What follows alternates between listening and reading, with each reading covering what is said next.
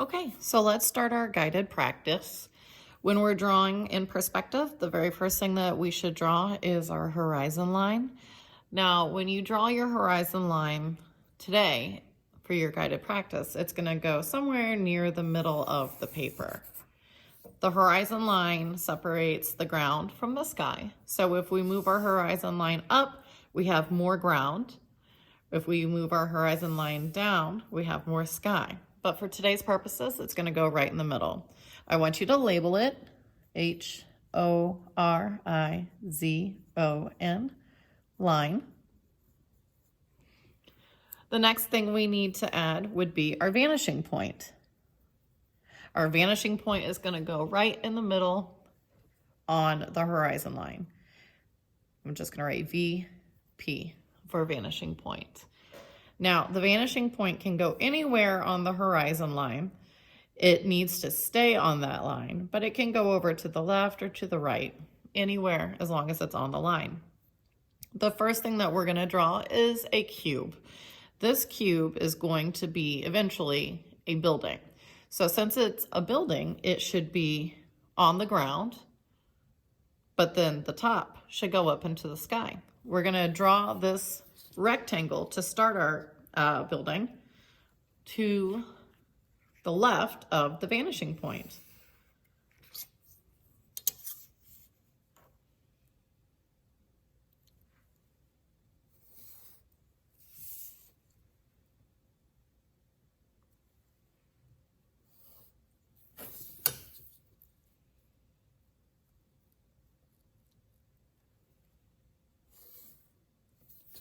All right, here's our rectangle. I feel like this is a little wonky. Maybe it's wider at the bottom than it is at the top. So I'm kind of gonna bring that in. I'm happier with that. So I'm gonna erase these lines that I don't need. All right, so the next thing we need to do is draw our receding lines. When we were practicing our cubes with our pre-test, we had 3 receding lines. Now, since this one is on the horizon line instead of above or below, there will only be 2 receding lines.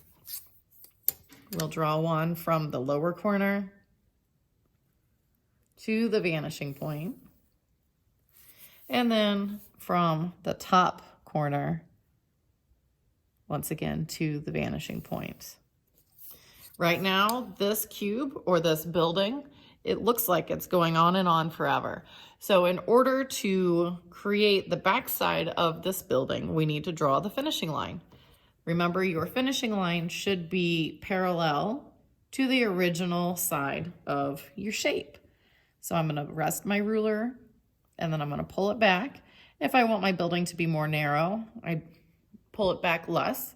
If I want it to be very long, I pull it back more. The most important part is that it is parallel. Once I have my finishing line, then I can go ahead and erase my extra receding lines. I don't need these anymore.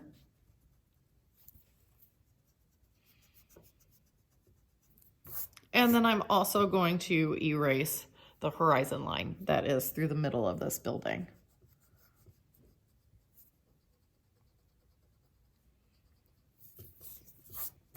Okay, so now whenever we design the front side of the building, we can just draw our windows and doors or, signs or whatever we want to put on this side. We're going to draw them just like we normally would. So I'm going to let you have some time to design the front part of your building. Don't do anything with this side quite yet because we haven't talked about how to create the windows and doors going back to the vanishing point. I'm going to show you mine by using a time lapse.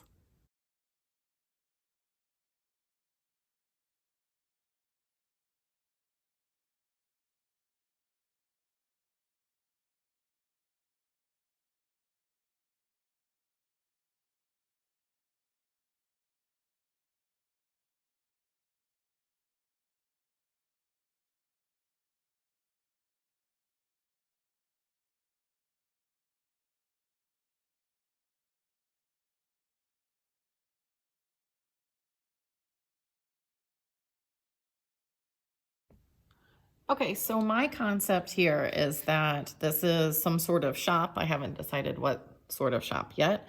But oftentimes whenever you live like on a main street, there are shops at the bottom and then maybe like an apartment at the top. So there's a kitty cat in this window for the whoever lives in that apartment. So now we're going to talk about what we're going to draw along the side. So when we were drawing the windows and doors and all of that on the front, these were just regular rectangles and squares because it's facing us. Now, when we're drawing something like that along the side, we're going to need to draw it to the vanishing point, just like the top and the bottom of the building. The sides of our windows and doors will be parallel and vertical to the side of the building. The top and the bottom will be drawn to the vanishing point. So let me show you. Let's say I have a few more windows to match these windows on the front, and they're going to be on the side. So I'm going to line my ruler up with my vanishing point. My windows are going to be up here at the top. As you can see, my vanishing point, my ruler is touching my vanishing point. Now, I can draw this line all the way out, so that way I have like a visual representation. But if I feel secure with it, then I can only just draw the lines right here and then end it, so that way I don't have to erase. So that's the top. This will be the bottom. I can stop right here instead of drawing it all the way. Now the sides of the windows will be vertical and parallel to the sides of the building.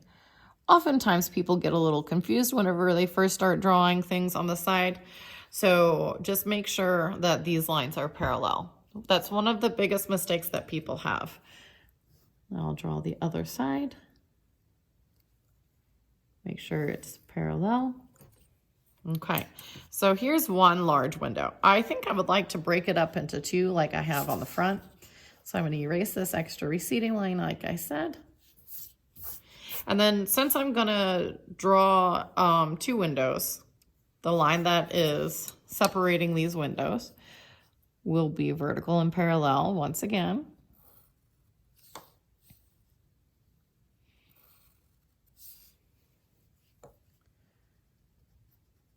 Let me just bring that over a little bit.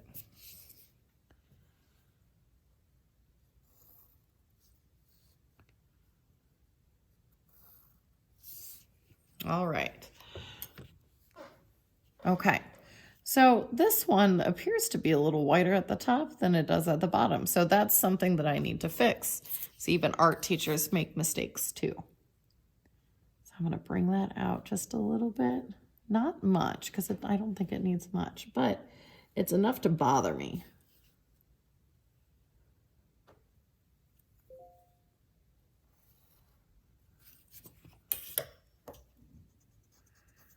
Let me try it one more time.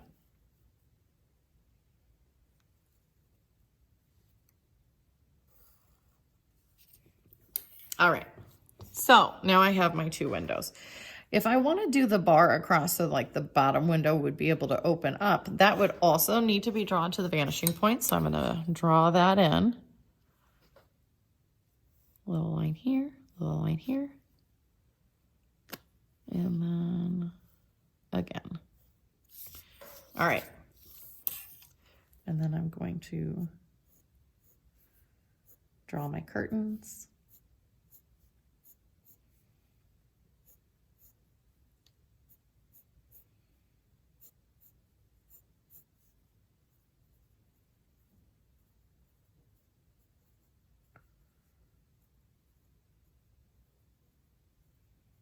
Now remember, this is practice, so we don't have to go into full detail and it doesn't have to be perfect. This is just some of our guided practice.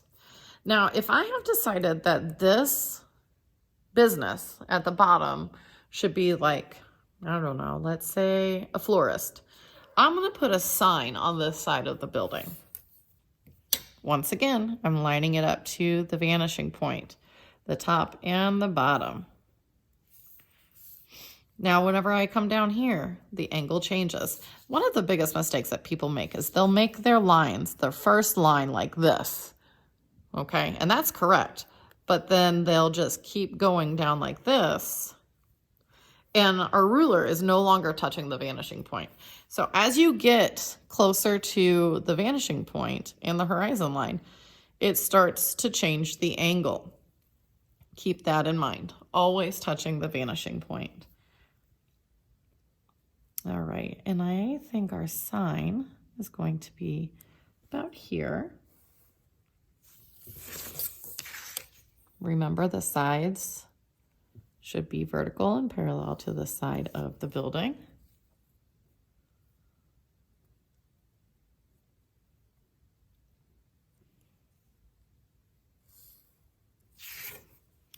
Okay, so since this is going to be a florist, I'm just going to keep it generic, and I'm just going to write florist because it's practice. Now, if this was my real artwork, I would probably add flowers and stuff to it. One of the things that you need to think about when you're drawing your words for your signs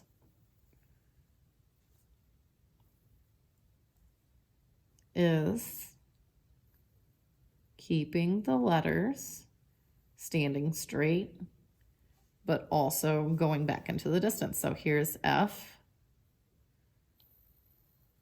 L,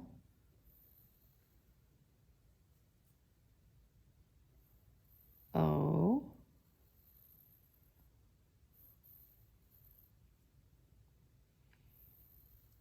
R. I'm running out of room. I.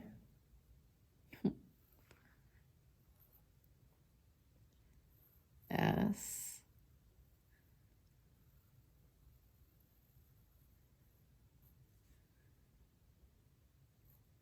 T.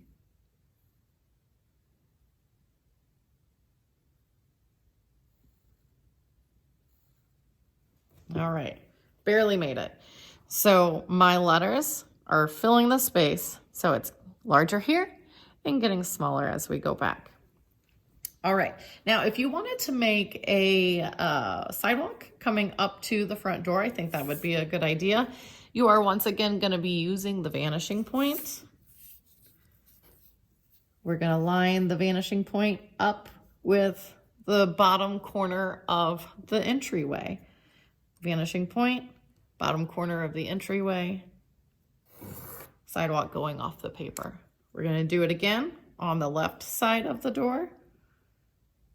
Left corner right here, vanishing point right here, and then line going off the sideway. So now my sidewalk is coming up this way instead of just having a strange misplaced sidewalk. So make sure you're using your vanishing point. What if you wanted to add a sidewalk that is going in front of the shop? You can still use your vanishing points. Let's say we need one that crosses.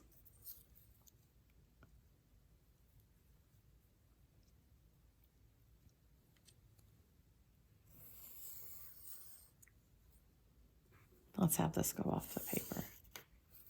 Here. Now, sidewalks have cracks in them. That's how we know that they're sidewalks and not roads in our drawings. So I'm going to continue drawing some more cracks. Here's my vanishing point. Here's another crack. Vanishing point. Crack in the sidewalk.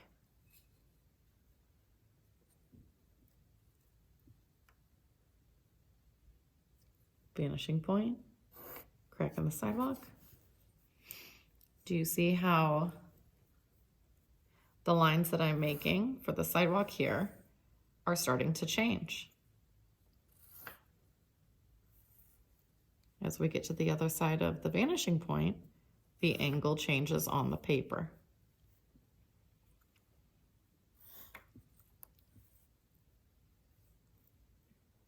If we were to draw these lines straight up and down, it would look more like a fence.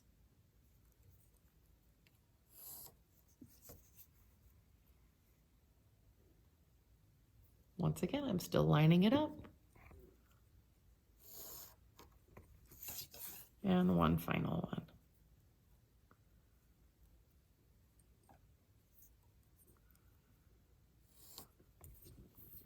one. Okay, so here we go. Now, what if we wanted to draw something like well, let's say like a row of trees. So if we were to draw a tree that's closest to us, that tree would be quite large. As it goes back into the distance, the trees get smaller. So I'm going to create very, very lightly drawn guidelines. Very light. Because these are just guidelines and they will be erased.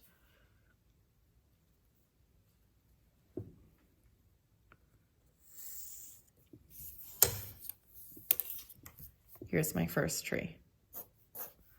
Remember, it's practice too, so it doesn't have to be perfect.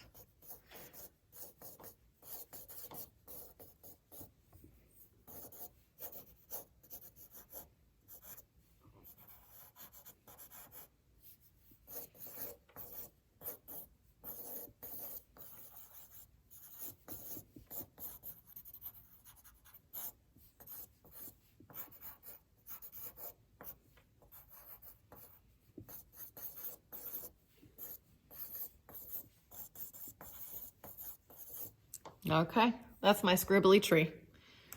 Give it a little grass so it looks like it's grounded. Okay, now if I wanted to draw another tree in here, here's the bottom of my first tree, here's the top. Now if this is a row of trees, this one behind it would be shorter.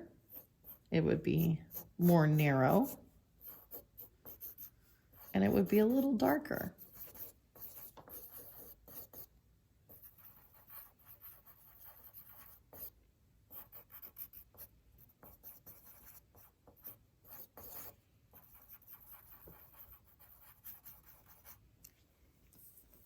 Okay, so now you can see my second tree.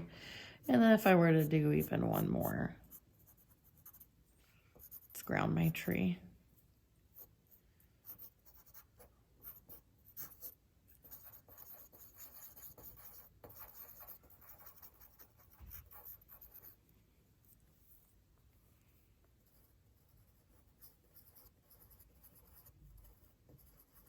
Okay, so there's some guided practice.